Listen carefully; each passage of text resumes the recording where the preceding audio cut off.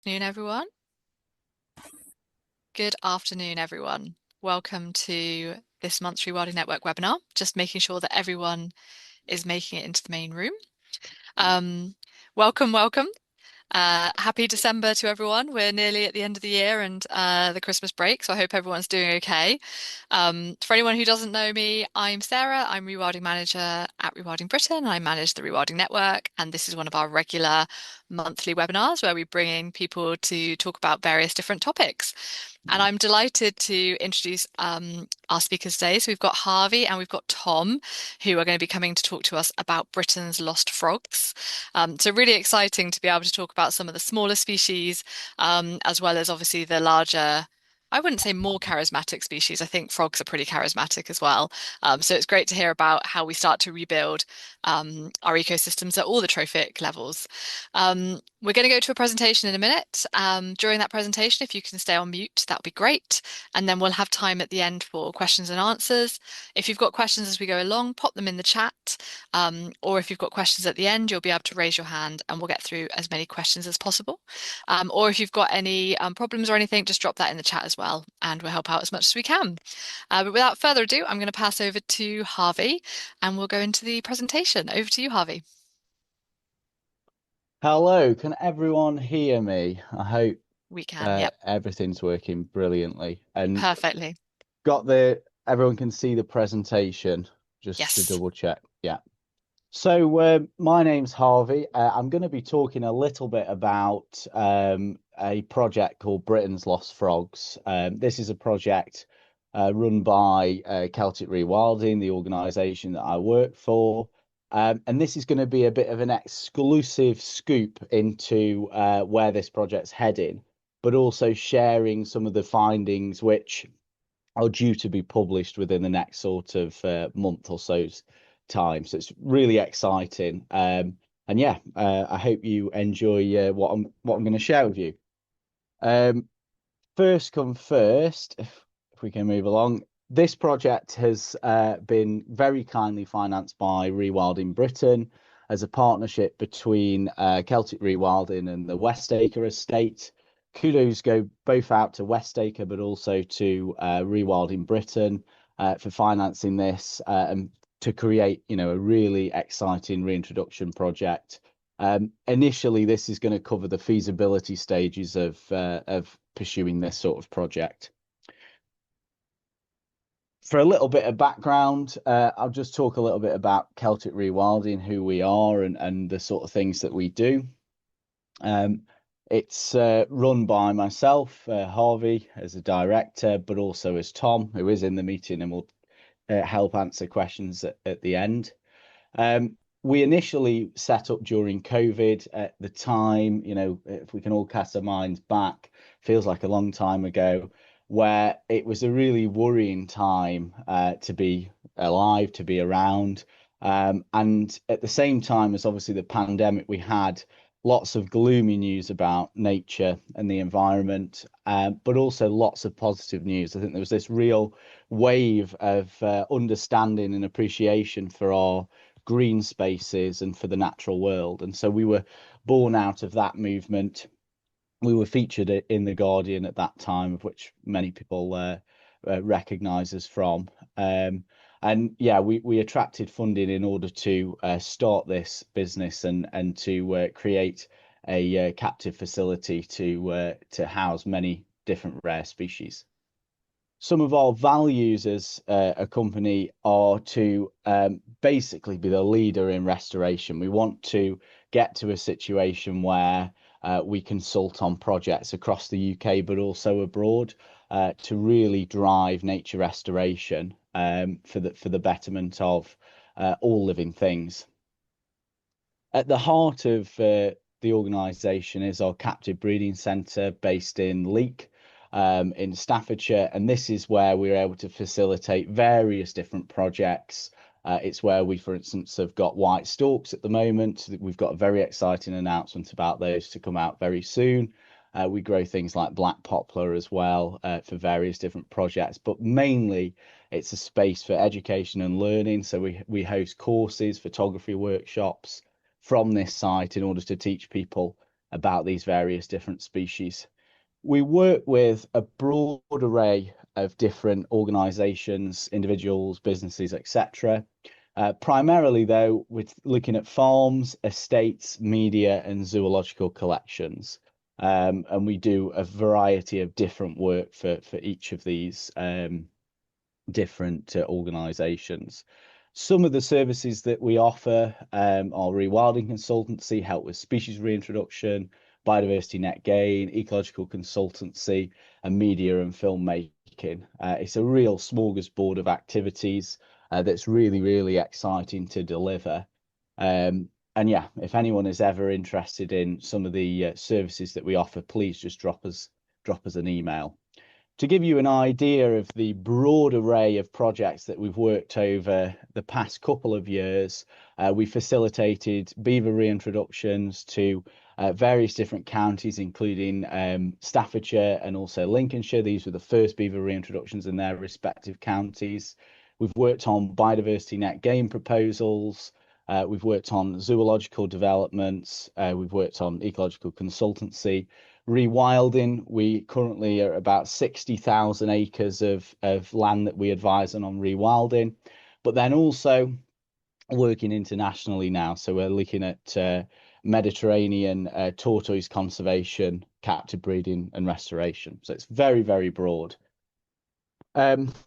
We've also done lots and lots of media work. Absolutely key to the organisation is the promotion of these species and rewilding. So we've done our fair share of promoting ecosystem restoration.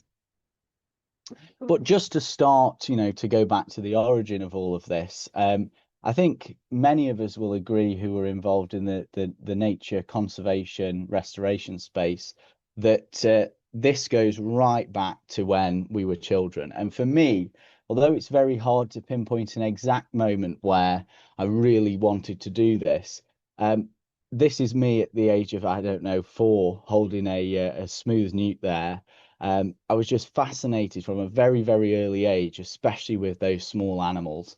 One of the most fond memories is me catching common frogs from my grandmother's pond. That just sticks in my mind on sort of warm summer days and the frogs are in the water. It was just absolutely fantastic. And at that time, I can remember as a child being really engrossed in this idea of wilderness. When was the last wilderness? And for me, it was about swamps and tropical jungles and that sort of age of dinosaurs in particular. And that really, really, really captivated me. But as I grew up and got older and started to understand the real dire situation that we're in environmentally, it changed from a curiosity to a call to action.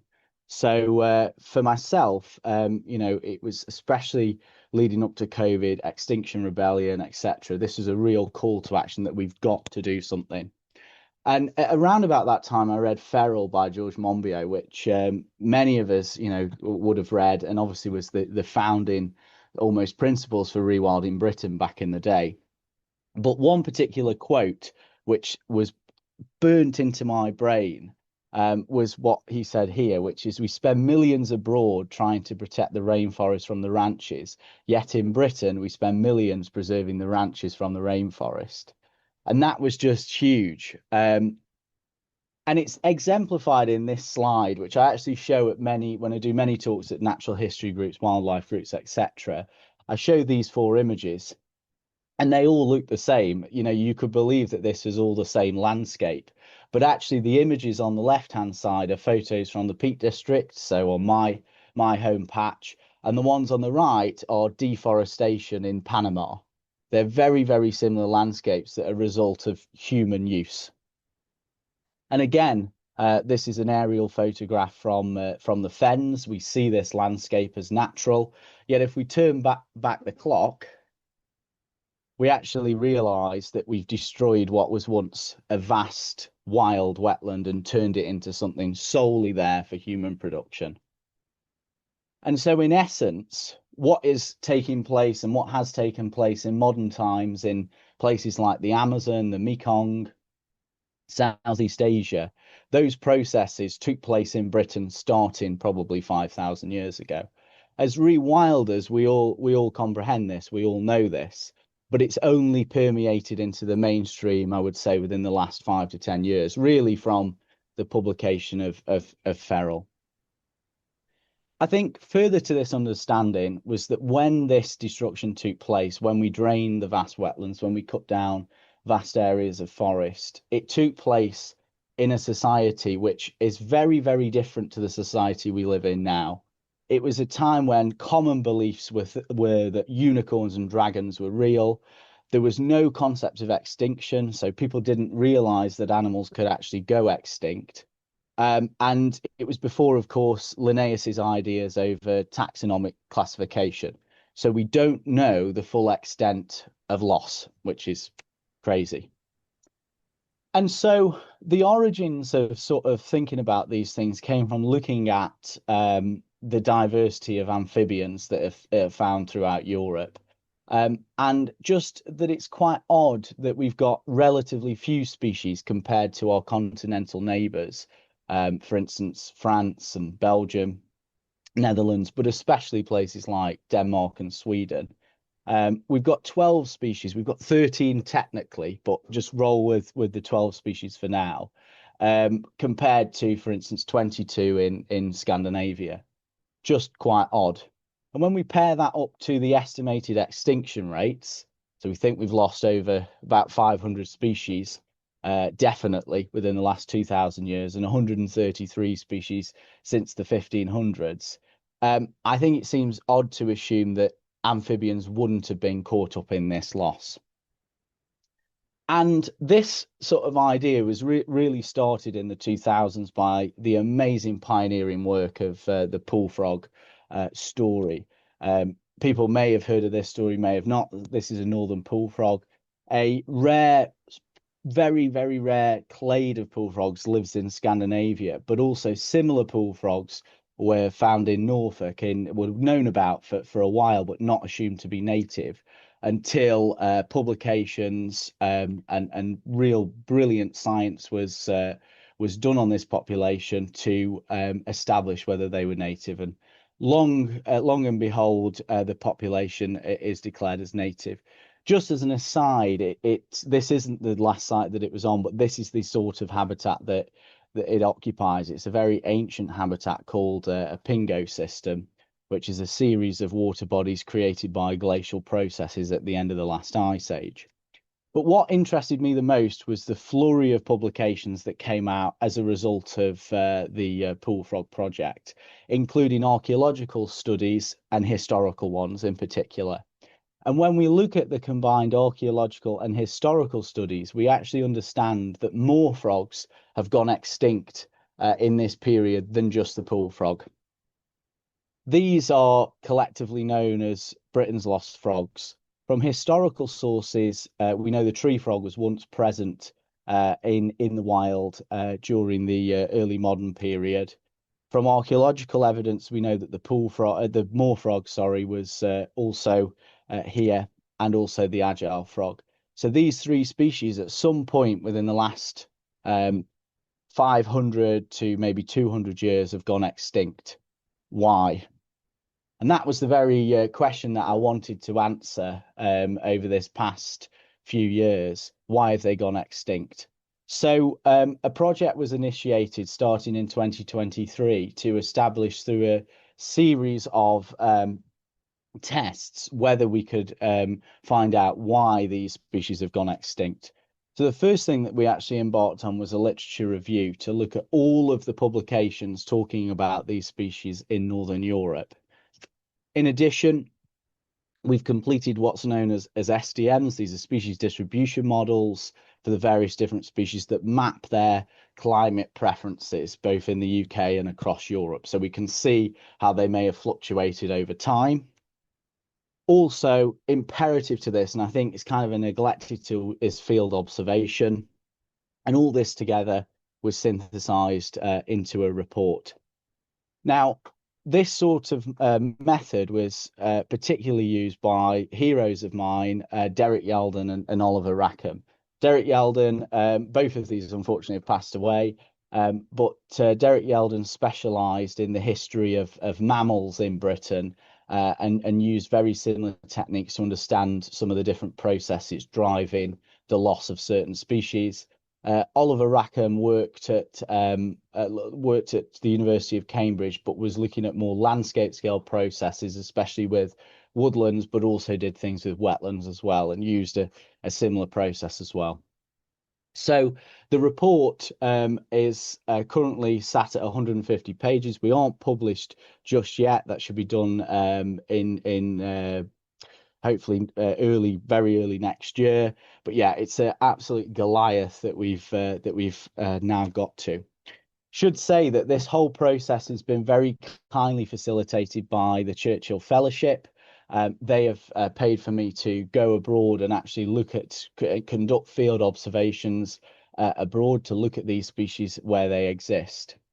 I think the most important aspect of this is that a lengthy research period at the start allowed me to select areas that are most similar to Britain from a climatic, from a land use, and from a geographical perspective, so that we can pick these sites as kind of equals to conditions in Britain.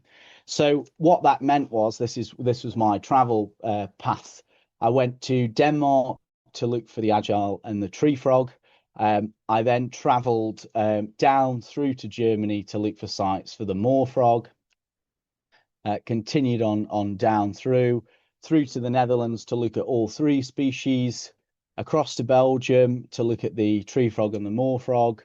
Through to France, looking at the tree frog and the moor frog, and sort of did a loop round and back. So all in all, it's been this sort of really exciting excursion across northern Europe, where with countries which kind of border the North Sea, and that's important from a climate perspective, a climatic perspective. The first species I'm going to talk about is the moor frog. We've got extensive archaeological remains for this species presence in the UK. When we compare its archaeological remains to similar countries like Denmark, Sweden, they've got very few in comparison where it still exists today. But in addition to this wealth of archaeological evidence, we've also got some historical references to what's known as livid frogs. Now, all of the credit goes to the wonderful natural historian Lee Ray.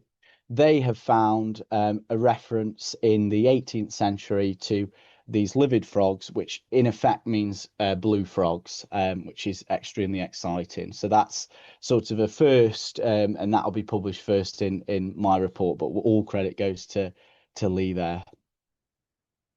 The moor frog has an extremely broad geographic range, so it goes all the way across into basically Mammoth Steppe in Russia, and therefore twinned with fossils from the Pleistocene. We actually think that it was probably already in Britain when there were still mammoths here, which is quite unbelievable to think. Its habitat is of swamp. It's a real wilderness species of frog. It wants intractable areas of peaty wetlands, and peat is the main component here, but not upland peat. It isn't an upland species. It's strictly a lowland species. It wants these large areas. So this here is a Molinia heath. If you can hear this video. We've got no sound, Harvey. I'll just talk over the top of it, but You could mimic the sounds of the frogs if you like. so basically what it's showing is it's where the water table is really high, sitting in a river valley dominated by sphagnum moss. Similar site here, but this is where we're dominated more with heather, and you've got these open peaty pools for it to spawn in. In some very rare instances, it can actually live in alkaline wetlands. So this is its westernmost distribution in northern France. It was only discovered here in 2014, which is incredible. It's gone under the radar for that long. it uses, again, very flat landscape, but it needs oligotrophic peaty conditions in order to inhibit both fish and its competitor, the common frog.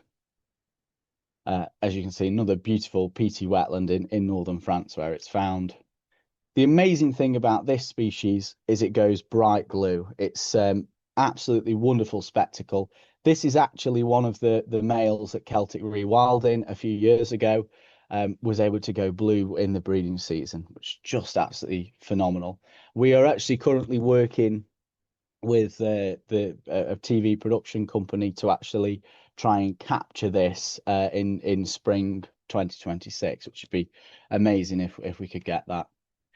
So why have we lost this species then? Well, it is simply because of the loss of the great wetlands from the UK. In terms of our fens, I'm not talking about the geographic area, but the habitat type, we've lost in the region of 99.9% of them. And in terms of our peat wetlands or lowland peat wetlands, we've lost 99.5% of them. We've just destroyed these landscapes for agricultural production, but also from a peat perspective to harvest it for fuel. It's easy to forget about a time before coal, before fossil fuels, but people for the past 4,000 years would have initially deforested the landscape, and then the only thing left to burn was the peat. And so we've destroyed vast, huge areas of it.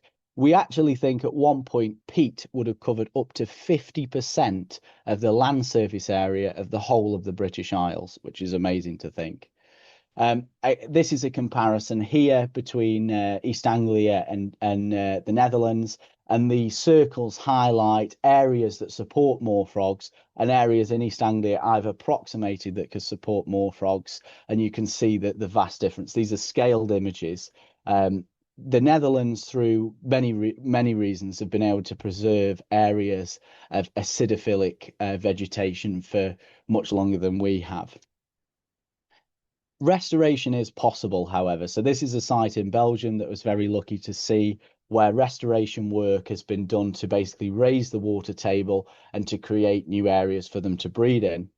Captive breeding is also possible as well for this species, and we think the prospects of reintroduction to suitable wetland sites would be really exciting. This here, I should say, is a draft species distribution model, but we can see that there's plenty of suitable areas of land from a climatic perspective in Britain. It would actually be, we think, a very optimal climate for them, because as we go forward, we've also been able to predict the future climate scenario. Areas actually improve or are stable, whereas in other areas of Europe, it's actually retracted. But I should say this is a draft at this stage, and we'll continue to improve on this model, but it's very promising. So moving on, the second species then is the agile frog, Rana dalmatina. This is the only of the three species which actually does technically still survive in the British Isles. It survives on Jersey, which is very exciting. We've got fossil evidence of this species from Lincolnshire, and it doesn't appear in any historical records, simply because it's extremely similar in looks to the common frog. Even experts struggle to distinguish it. So we just don't think it would have prompted anyone to actually have noticed it. It was described really, really late. It was described in 1839 by Fitzinger. So it was just completely missed by the many rounds of early taxonomy. So yeah, it's why we don't have any historical references. Its range is very, very interesting. It's got a very bizarre range. Should say that the area in Sweden isn't accurate, so kind of ignore that. It is found in Sweden, but not to that extent. It's weird how it's very contiguous, extremely common in southern and eastern Europe. I've seen it there myself, but gets very rare as you go into northern Europe and lives in these scattered, isolated populations. Why is that? Why is it? Because presumably it would have been much more widespread in order to get to those areas. Why has it retracted? Well, its habitat gives us an idea why that might be the case. It is a woodland species of frog, and it needs very complex areas of woodland in order to live.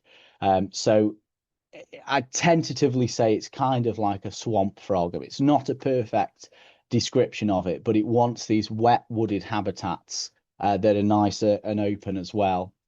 Grazing is also an important aspect. It needs some disturbance within the woodlands, and it does actually like wood pasture. It can tolerate areas of wood pasture.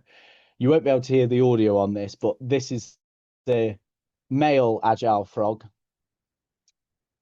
on a cool day that myself and Henrik Bringso, a field herpetologist, were able to see, and Henrik was able to get a good photo of it.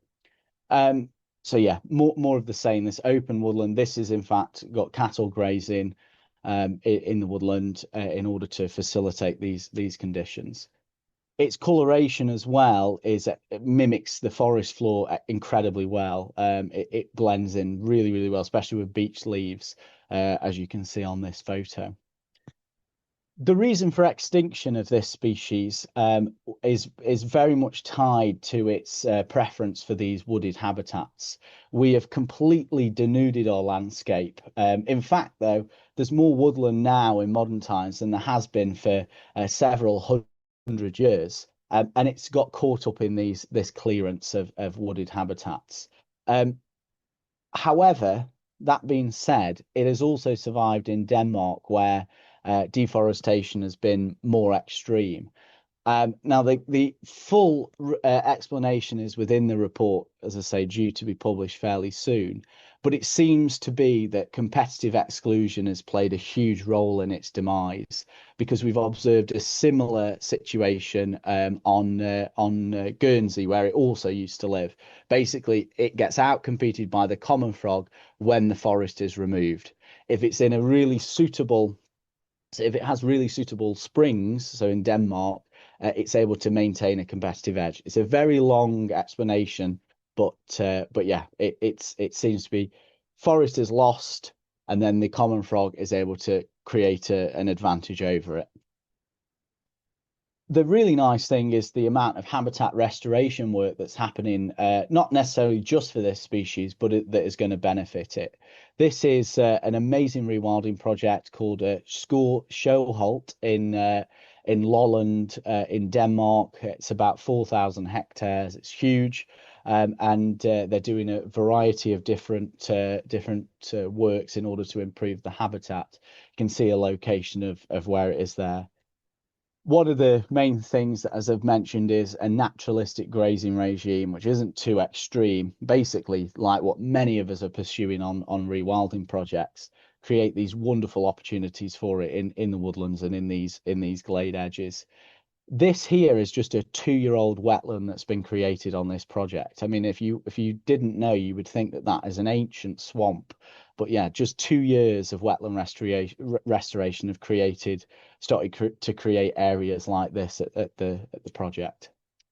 And then from a climatic angle, it's very suitable. It's going to increasingly get suitable for it as well throughout Britain as the climate increases. Everyone's favorite and the last of the three frogs is the European tree frog. So we've got various historical references for the presence of this species in Britain's past. It's rarely discovered. I'll come on to that in a second, actually. Interestingly, with this species on a genetic basis, it was once assumed that the European tree frog occurred all the way from Portugal into Asia. However, we now know that's completely not true at all. It's part of a species complex, which each species is very cryptic, meaning that morphologically they can all look the same, but on a genetic basis they're all very different. So the European tree frog actually only occurs through France, the Low Countries, Germany, and down into the Balkans and up north into Sweden. It's got a much more restricted geographic range than was once assumed. The difficulty with finding archaeological evidence for this species is the fact that we rely on these features called post holes. This is just a generic photo from an archaeological dig in the UK. You rely on these holes in order for a frog to fall in to then get preserved. And the big, glaringly obvious issue with the tree frog is that it's extremely adept at climbing. So we just would not capture it in this way. And this is also reinforced by observations on the continent. There are no tree frog fossils at all from Sweden or from Denmark. And from the Netherlands, we've actually only got one single bone of a tree frog. These are Holocene fossils, I should add. So in this instance, we've turned to simulating the conditions at the end of the last ice age to see whether it was likely that this species would have got across the North Sea into Britain. And work done with Rhys Lemoyne, I should stress that this is a draft at the moment, shows that it absolutely was possible. It was in the same group of species as things like field crickets, sand lizards, moving across. In fact, we used to have the European pond turtle here in Britain, which is a thermophilic species and very slow to disperse. It would be no surprise that we would have the tree frog. It made it to Sweden. It was able to cross over into Sweden and get there at the end of the last ice age. There's no reason that it wouldn't have done a similar thing in the UK. So there's its geographic range. Its habitat is out of the three species, it's probably the least picky, although take that with a pinch of salt. It needs these very, very shallow wetlands. So I don't know if you can see, but this pond, you can still see the bottom of it out to about here. It's not a very deep pond, and actually, when I was here, the water is warm to the touch. And the reason it relies on these very open ponds is it's highly thermophilic. Tree frogs are the fastest growing of the three frog species.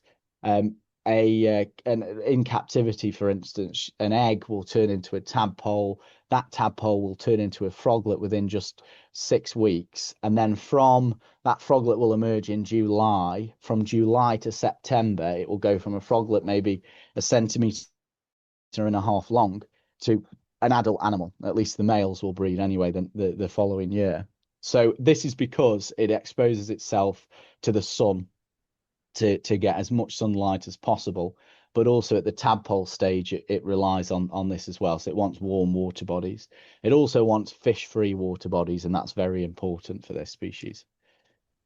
The adult habitat, although it's called a tree frog, one would assume it likes woodland. It's not true at all. It's really should be described as a scrub frog. This here is where it was observed in Denmark, living in lovely sort of these glades, these rides. And so a couple of photos of the tree frogs. Complete full sun. The weather was about 26, 27 degrees. And you can see out in full sun. Just absolutely loves the warmth and has got special processes in order to prevent moisture loss, which I won't go into much detail about, but anyway. It seems to have been lost as a result of medicine collection. So we have very many references to its uses in various different cures for different ailments. Most commonly, it was boiled up in order to produce a substance that was smeared on teeth in order to be able to pull them out. Don't try it at home; it doesn't work. It's obviously based in folklore and early modern medicine. There's no science to any of this, but at the time, it was believed to work. Just got a video here. I should say that the amazing thing about this species is just how rewarding it is to watch them, and how easy they are to see. At this reserve, this is De Brand. There were photographers there from Croatia. They'd come all across Europe to come and see this species. The reserve was full. It did lead to some conflicts, but in the main, it was really productive. So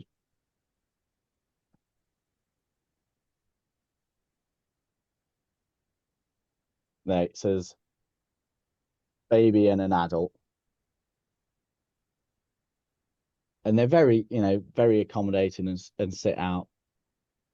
But yeah, The tree frog, as out of all three, has had the most effort in Europe to restore it. This is one of the current restoration programs operating in Wallonia, the southern region of Belgium. This is at the Aquarium Museum of Liège, and here they're breeding 2 to 3 thousand frogs a year for release. Together, there's about 6 to 10,000 frogs released annually across multiple different institutions. And amazingly, at the reintroduction site, this was a baby tree frog I took a photo of that has proved from a photographic angle that the animals released over the past 3 years have bred successfully, which was amazing. It was really, really good to see. From a climatic perspective, it is on its of all the three species, it's on the most of edge of its range here. But going forward, the climate does increase and is suitable. So currently, the restoration we're primarily targeting West Acre, but we are open to exploring other projects. Currently, this is including detailed habitat surveys as well as a very lengthy feasibility study, which it's been really, really exciting that we're writing in conjunction with Tom Lyons from the University of Swansea. And just to sort of finish on why we want to do this, one of the most amazing things was seeing ecosystems that are being restored. And so in particular, this is one very special site in France where all three species exist. And as a result, there's a huge abundance of wetland birds and predators, animals that eat these things. And although, we love frogs and absolutely love them, we've got to understand that their role in a healthy ecosystem, both as regulating detritivores, so regulating earthworms and wood lice as part of soil proliferation, but also has been eaten themselves. And so these storks, although I don't know if they've got tree frogs in their bellies, have been definitely feeding on frogs. But interestingly, from a tree frog perspective, there's an increasing interest in restoring the redback shrike, led by Steve Jones. He's written a brilliant book here. And it seems to be that tree frogs can form a very important part of redback shrike's diet, obviously sitting in bramble bushes. So there's a really important aspect for from a predator prey based perspective. But just to keep it simple, it's about encouraging wetland restoration. These are our greatest allies in combating climate change. Peatlands store more carbon than all the rainforests on Earth. We need to treat them well. As I say, bioabundant prey, providing a prey base which is able to feed a growing and an ecosystem abundant with wildlife.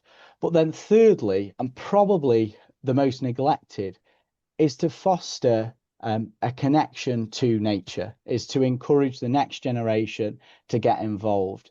The number one thing that we saw from the tree frog programs was how it just created this sense of putting something back for ordinary people to partake in the reintroduction project. It was just inspiring. Just to end, I think I just want to share something that the real learning I think from this project, which has not actually been about frogs, to be honest. The greatest learning of this whole body of work over the past few years has been understanding the extent to which we are in a position to affect change and to create a better future. When our peatlands and our wetlands were drained, when our woodland was cut down, and when tree frogs were harvested for medicine, people were living in a time which was just horrendous. So 1 in 4 women died in childbirth. I think a third of all children died before the age of 10. Famines were common, epidemics were common, etc. The past 100 years have been a blink of an eye in terms of the whole of human history. And in basically every metric, bar the environment, things have improved astronomically. And I think we struggle to realize on a daily basis, at least, how lucky we are to be alive at this moment. And if there's one thing that we can do, if there's one thing that we can seize, it is to restore the environment. For the first time in human history, we have got the resources, the know-how to do just that. So I encourage everyone who is interested in this to get involved. So yeah. So any organisations that would like to chat to us about any of these species or restoring ecosystems more broadly, please do get in touch. And yeah, I just want to encourage as much restoration as possible across the world. So thank you. Thanks, Harvey. That was a fantastic presentation and so much information in there about the different frog species that we're looking at. So thank you very much.